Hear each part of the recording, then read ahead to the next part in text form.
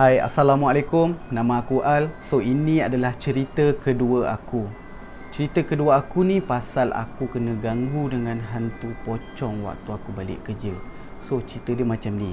Ada satu hari tu kan, aku kena pergi training dekat satu tempat lah, dekat Shah Alam. So, training aku ni start daripada pagi pukul 8 ke 9 macam tu sampailah ke tengah malam. Mungkin habis event aku tu waktu tu dalam pukul 11-12 lah macam tu. So habis je event tu, aku decide dengan member aku semua kita nak lepak mamak dulu lah. So kita orang lepak. Jadi lepak, tak sedar dah pukul 4 pagi. Jadi korang boleh bayangkan lah, daripada pagi sampailah membawa ke pagi balik tak tidur. So dia punya penat tu lain macam. Jadi aku pun cakap dengan member aku, dah pukul 4 lah kan, jom lah kita caw. Jadi pun dorang pun semua siap-siap semua. So kita orang bayar-bayar apa semua, kita orang gerak lah. Jadi on the way nak balik tu, aku rasa yang bawa kereta tu adalah minda separa sedar. Sebab memang terlampau penat dan terlampau ngantuk. Jadi korang pun boleh lah korang pun pernah rasa kalau yang penat nak bawa kereta, tahu-tahu je dah sampai rumah kan. So aku pun dah sampailah rumah. So rumah aku ni rumah flat. So aku duduk tingkat 8. Okay.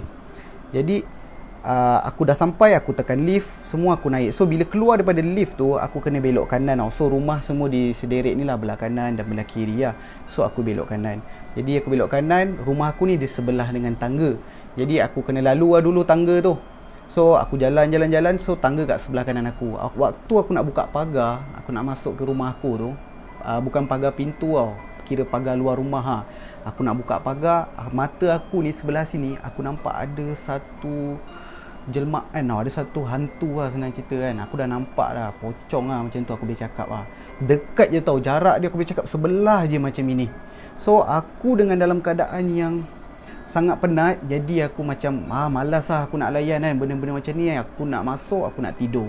Itu aku punya plan. Jadi aku pun buat bodoh, aku dah masuk, aku dah buka pintu kunci rumah kan.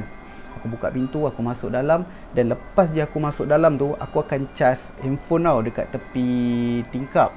So tingkap rumah aku ni adalah tingkap rumah yang jenis lama. Kalau macam tingkap sekolah lah macam tu, yang jenis buka tutup kan. So tingkap aku ni dia terbuka sikit tau. Jadi lepas je aku masuk je rumah, aku buka pintu, aku pergi ke sebelah sini. Jadi aku pergi cas handphone lah dekat sebelah sini. Waktu aku tengah nak cas handphone ni, mata aku ni pergi tengok dekat tingkap tu tau. Jadi kau tahu lah apa yang berlaku kat tingkap tu. Dia punya pergerakan tu dia slide, dia macam macam ini tau. So aku tengah tengok, aku nampak dia tengah, uish, damn man, aku nampak, aku terus tunduk. Aku tengok handphone aku dan aku baca lah apa yang patut kan. Aku baca apa yang patut. Aku tak nak pandang depan lagi. Aku tengok je handphone aku. Dan lepas tu kan, aku cuba lah nak buka, aku nak naik muka aku kan. Aku tengok balik lah, tingkap tu tak ada apa. So aku macam okey lah, benda ni dah belah kot kan. So aku pun, okay lah, tak apa, aku charge handphone, aku tengok handphone, aku check message apa semua tau.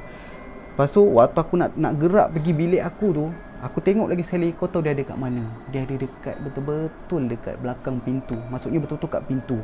So dia dah berdiri dekat situ tau.